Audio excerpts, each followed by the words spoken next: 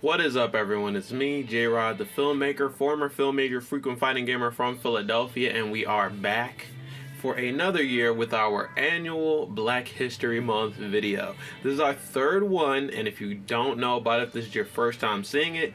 Before this, last year actually, I honored Regina King for Black History Month, and I talked about my favorite Regina King roles, including The Boondocks, Watchmen, and her directorial debut of One Night in Miami. So check that video out if you haven't already. And then the year before that, 2020, I made a video honoring Dwayne McDuffie, some of the stories that he wrote for Static Shock that ended up in the DC TV universe, and how his ideas are still inspiring the DC universe to this very day. Rest in peace to him, and check out that video if you haven't already. This year, I was debating for a long time who was going to be the Black History Month honoree this year. Initially, I thought, maybe I should do Donald Glover. I've always been a huge fan of Donald Glover's, his writing, his directing, and his music. And next month, his show Atlanta, which is one of my all-time favorites, is finally coming back. Decided not to do Donald Glover, but I'm still going to be making some Atlanta videos next month, so check out that for sure.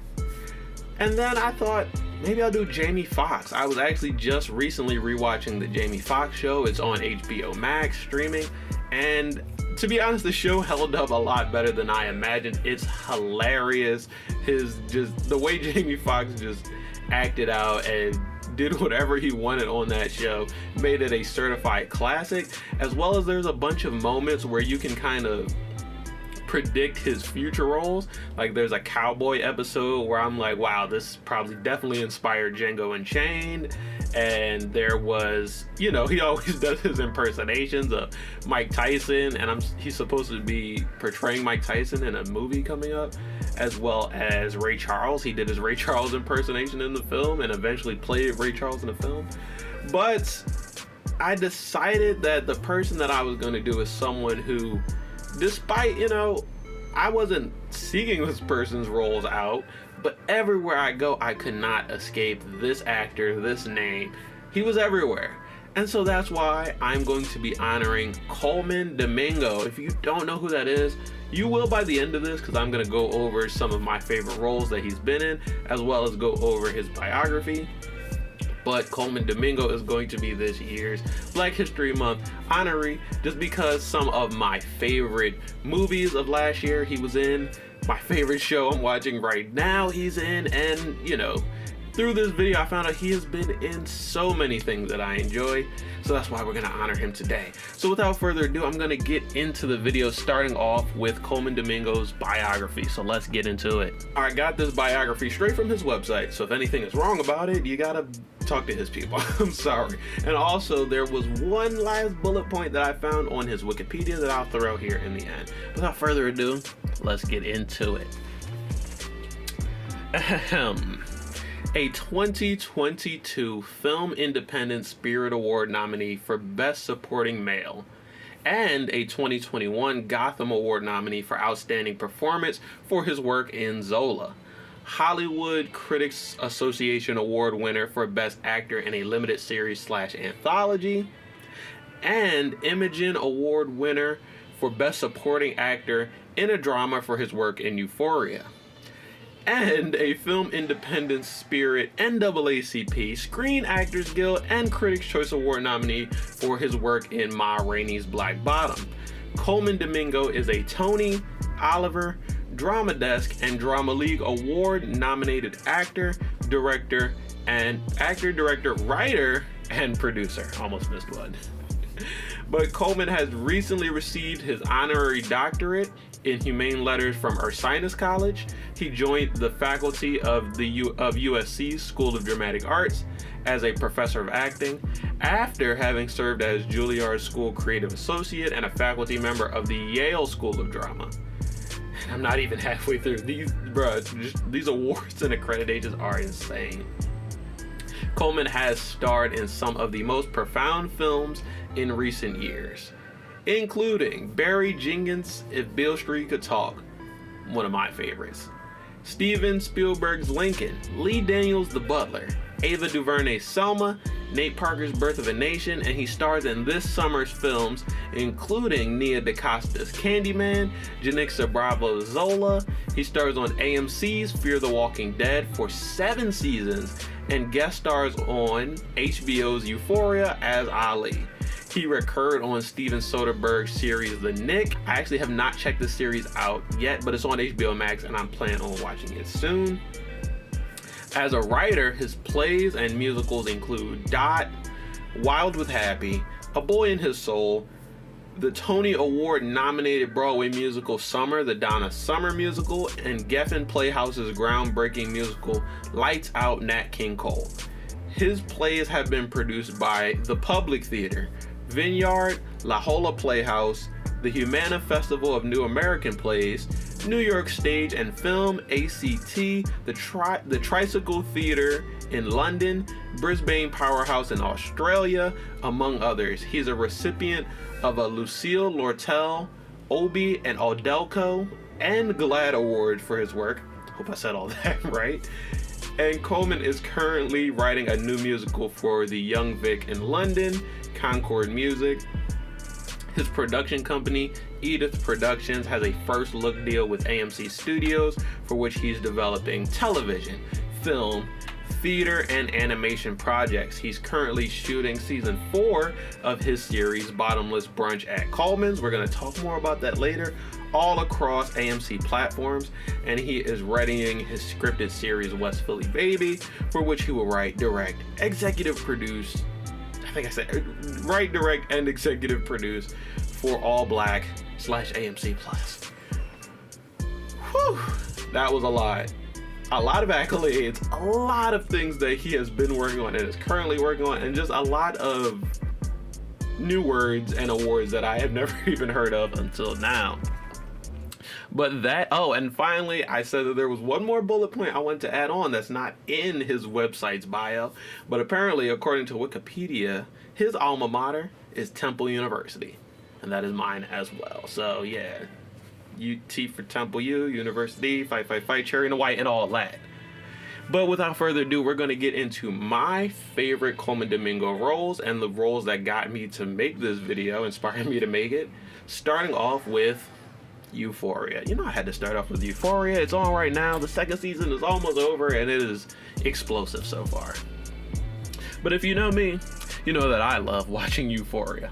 I've never made a full-length video on the channel specifically about it, but I did just recently do a couple of short 1-minute reviews that are on the channel now, so you can go ahead and check them out. And Colman Domingo's character Ali has to be one of my favorites in the entire show, easily. Ali is another recovering addict that met Rue in NA, and it's later revealed that he's actually Rue's sponsor. Ali's character is kind of like a guardian angel. You know, he always wants the best for Rue, even if she doesn't want the best for herself. And he tries his best to use his life experience to help Rue avoid making mistakes. Most importantly, his character is just all about forgiveness and understanding. He's generally in the periphery of the story, not usually the central focus of any of the episodes, but we do get a lot more of Ali's story in the Euphoria special that takes place between seasons 1 and 2. And honestly, this is one of the best episodes to focus on Ali's character and his role in Rue's life. There aren't many characters in this episode. There isn't much fanfare in the direction of this episode. It is literally just a bottle episode that revolves around Rue and Ali eating pancakes at a diner and talking about literally everything but mostly addiction, sobriety, and life. An entire hour of just Ali giving Rue this poignant and powerful life advice that she probably won't really hear for another couple of years, but it's good that he gave it to her anyway. But either way, Ali is always there to tell Rue what she needs to hear. Not what she wants to hear, but definitely what she needs to hear. Another great Ali moment comes in season 2, episode 6, when Rue and Ali have a bit of a rough patch in one episode, but he returns and he offers that same understanding and forgiveness that he always had. Rue is in one of her worst moments that we've ever seen in the show, and Ali is still extending the same amount of care and compassion that he always does. It is super refreshing in this show that has some characters that are just terrible people all around. It's very refreshing to have a character like Ali that literally just exists to keep the hope alive in the show. Next up, I'm gonna talk briefly about Bottomless Brunch at Coleman's. I actually hadn't checked it out before I started making this video. Before the video, I watched a couple of different episodes. And the series is, you know, as it sounds, it is basically Coleman's own series where he makes brunch and cocktails while having conversations with some of his friends and fellow actors and creatives. I checked out a couple of episodes. They're on the Walking Dead YouTube channel. Interesting place to find them, but you can check out a couple of episodes there for free, of course. And it really is a great time. And in those couple of episodes, I learned a couple of things about Coleman. I learned that he was in the circus at one point in his life. That was kind of random. But I also learned he's really good at making cocktails, and he's actually a pretty good host. A TV show host, and you know, he's probably good at hosting people at his house also. So I started with the episode where he talked to Regina King, because Regina King was my honoree from last year. And then I watched an episode with Anika Noni Rose and Jason Ellis. It was hilarious, and it had this part at the end. I gotta put this in the video because it cracked me up. It was hilarious. What you got? I play piano. What? Nice. That's beautiful, man. How long have you been playing piano? As long as John Legend has had a career, I actually play the piano for him. Most people don't know this. Coleman, Anika, this is for you, babe.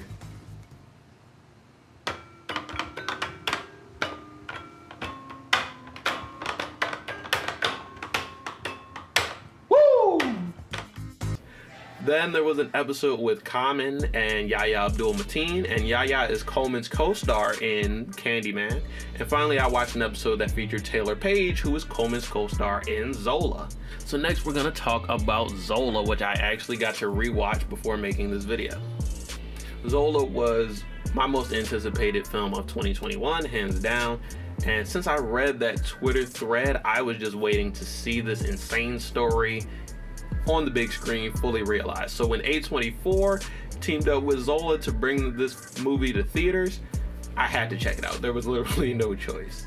I had an idea of what, you know, I thought the characters would look like and act like and sound like, but when I got to see the film, I was surprised. The film was even better than I could have predicted. And the main reasons that the film was so good, in my opinion, was the directing and the performances. Everyone in this film just knocked the performance out of the park, including Taylor Page as the titular Zola and Coleman as the Nigerian pimp and one of the early antagonists. The film's tone would just switch on a dime. Sometimes it was this bright and poppy fantasy tone that was like, it was cutesy and it was ethereal and it was glittery and shimmery, and then it would just turn to a much more dark and gritty and grimy tone that just had a bunch of mystery to it. And Coleman's character embodied that tonal shift hands down, because sometimes he was charming and smooth, and then when something didn't go his way, he would turn more dark and more sinister. And it was great to watch this performance, definitely. As I said, there were a lot of great performances in this film, but Coleman's really just drew me in. My favorite scene from the entire film is this one long take scene. It has no dialogue that we can hear, but it's basically just Taylor Zola is out on the balcony at the hotel, and Coleman's character comes out there to talk to her and then gives her a gun. I really love this scene just because it was the overcast, the environment, the sounds was, I don't know, it was the fact that it was silent and it was a long take, so you were allowed to project whatever feelings and dialogue and whatever you wanted onto it, but at the same time it made me feel immersed. Like I have vivid memories of being in a hotel room in somewhere like Florida where, you know, outside it's humid and inside it's a hotel room, so you know it's freezing cold, and sometimes you got to go outside to clear your head, to warm your body a little bit. And then there's that division of the balcony, the hotel room, the camera from which we're all watching it. I don't know why, but this scene really just has me fully immersed, had me 100% invested in what was going on, all of the characters. It just made me feel like I was really there, and it's one of those scenes that reminds me why I love movies. And last but not least, the final role that I am going to talk about, of course, is Candyman. Candyman. I'm not gonna say more than that. Well, actually, dang it, I wrote it. Oh God, I wrote it a couple times. Either way, we're talking about Candyman. And I'm not usually a horror buff. I will be honest. I've seen a few here and there. I've checked out Midsummer, of course. I checked out Invisible Man. I enjoyed both of those. But I still consider myself casual. I don't really want to see the horror films that are going to be too hardcore. But Candyman, this was the one. This had me interested since the earliest of announcements, and every announcement after just pulled me in and had me more and more and more interested. The fact that Jordan Peele would be producing, Nia Costa would be directing, Yaya and Tiana Paris would be starring, and Colman Domingo was back once again to guest star. But the common theme of his guest starring roles is for that short time that they're on screen, the film shifts, focuses on him, and his character just becomes the main character temporarily. And I've said this before in my Everything I Watched in 2021 video, but every single shot in this movie, Candyman, is so good, it's intoxicating. I called it eye candy before, but I think I would go even further. It's like a meal. It's nourishing. It is like everything I need to live. And I had basically the opposite reaction to the directing in Candyman that I did to the directing in Zola. Instead of feeling immersed in the world and feeling like I was there with those characters going through the same thing, I felt like I was a voyeur. Like I was watching a world completely different from mine, but I was watching it from the safety of my own world. And it was just like, it was out there. It was ethereal. It was mystical in sort of a way, and every single shot and every moment of the film was like I was watching the best and most well-kept secret, but it was slowly and gradually being revealed to me. It's a feeling that is hard to recreate, like something that I always feel going into Jordan Peele movies, but other than that, I can't explain it because I don't really get that same feeling from every movie I go to check out. And I'm not going to spoil the film, so I'm not going to say much more about Candyman because I want everyone who is interested to go and check it out. But Coleman's character definitely had the secrets to this strange and dark world. So as much as you were allowed to know, or as much as you were kept from knowing, it seemed like it was all solely up to his character and how much he wanted you to know. It was pretty good. It was enticing, and for a horror movie, it is literally one of just my favorite movies of all time. So it's one of the few horror movies that I actually put onto that list. But that is going to be it. Those are all of my favorite Colman Domingo roles. But of course, none of these productions were possible with just one person. So also shout out to Zendaya and Storm Reed on Euphoria. Shout out to Anika Noni Rose from Coleman's Bottomless Brunch. Shout out to Taylor Page, Zola and Janixa. Shout out to Yaya, Tiana Paris, Jordan Peele, and Nia DaCosta for Candyman. And of course, shout out to Colman Domingo for all of his work that inspired me to make this video. So that is going to be it for this one, you guys. Like I said before, check out my Regina King video from last year. Check out my Dwayne McDuffie video from 2 years ago. And the point of these videos is just if someone, if someone inspires you to do something to make your work better or to make something new and dedicate it to them, just give them their flowers, because this is exactly what I want to do with this video, is show that Coleman has been coming through and performing in a bunch of my favorite shows and movies. So I'm going to shout out to him for his work and know that we see you and thank you so much for all of it.